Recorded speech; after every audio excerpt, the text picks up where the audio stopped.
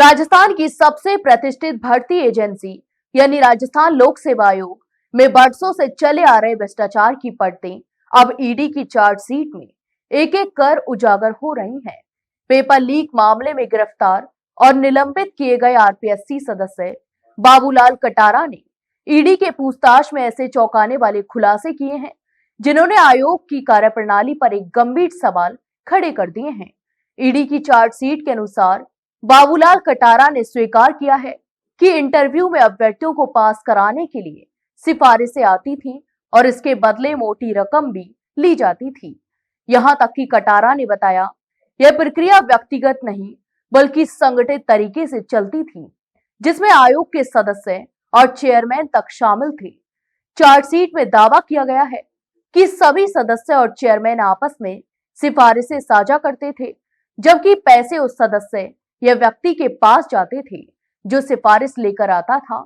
ED की पूछताछ में कटारा ने बताया कि कई बार बड़े लोग सीधे उनसे संपर्क करते थे और इंटरव्यू में विशेष अभ्यर्थियों को लाभ पहुंचाने की बात भी कहते थे। हालांकि उन्होंने यह भी कहा कि कुछ मामलों में उन्हें पैसे मिले, जबकि कुछ बड़े लोगों से उन्होंने कोई राशि नहीं ली।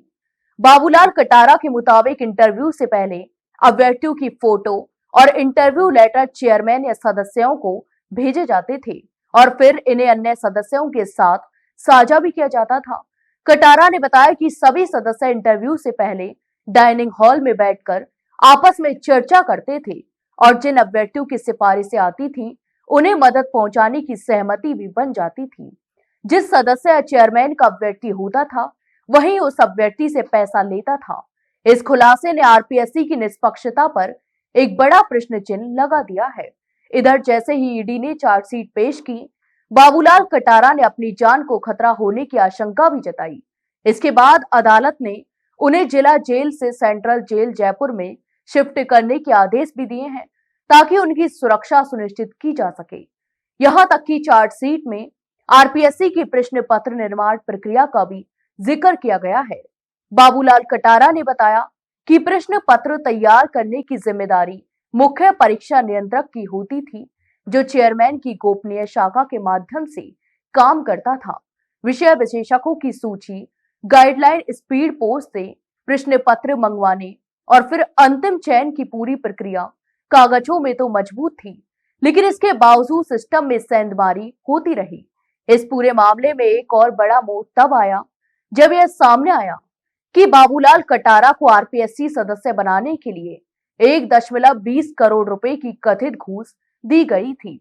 इस डील की जांच अब राजस्थान एसओजी कर रही है। मुख्यमंत्री बजरलाल शर्मा ने इस मामले को गंभीरता से लेते हुए एसओजी जांच के आदेश भी दिए हैं और बताया जा रहा है कि एसओजी जल्द ही कटारा और उनके बेटे से पूछताछ भी कर सकती है।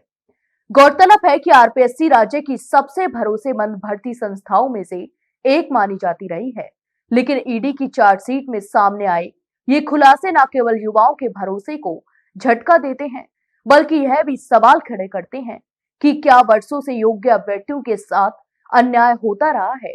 अब सभी की नजरें जांच एजेंसियों की अगली कार्रवाई और इस बड़े भर्ती घोटाले में सामने आने वाले कई नामों पर टिकी हुई हैं। तो आपकी इस पूरे मामले पर क्या राय है, हमें कमेंट बॉक्स में कमेंट करके जरूर बताएं और वहीं वीडियो को लाइक और शेयर जरूर करें और हाँ, चैनल को सब्सक्राइब करना ना भूलें।